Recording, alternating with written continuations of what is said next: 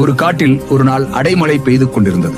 அப்போது அந்த காட்டில் இருந்த ஒரு குரங்கு மலையில் நனைந்து நடுங்கியவாறு ஒரு மரத்தடியில் ஒதுங்கி நின்றது.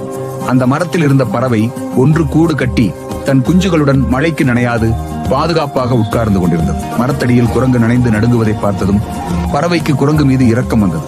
மனம் பொறுக்காமல், குரங்காரே, என்னை பாரும், வெயில் மழையிலிருந்து என்னையும் என் குஞ்சுகளையும் காப்பாற்றிக் கொள்ள கூடு கட்டியிருக்கிறேன். அதனால்தான் இந்த மழையிலும் நாங்கள் சந்தோஷமாக இருக்கிறோம். நீரும் அப்படி ஒரு பாதுகாப்பான கூடு செய்திருக்கலாமே. கூடு இருந்தால் நீர் இப்படி நனைய மாட்டீர் அல்லவா என்று புத்தி சொன்னது. இதனை கேட்ட குரங்காருக்கு கோபம் சீறிக்கொண்டு வந்தது. உன்னை விட நான் எவ்வளவு வலுவானவன், எனக்கு நீ புத்தி சொல்கிறாயா?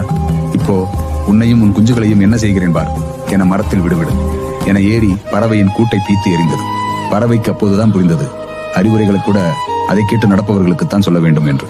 துஷ்டனுக்கு நல்லது சொல்ல போய் தனக்கும் தன் குஞ்சுகளுக்கும் பாதுகாப்பாக இருந்த கூட்டை இழந்து நினைக்கின்றோமே என மனம் வருந்தியது. நீதி, நாமும் ஒருவருக்கு அறிவுரை வழங்கும் முன் அவர் அதனை ஏற்று நடப்பாரா என்று புரிந்து கொண்டு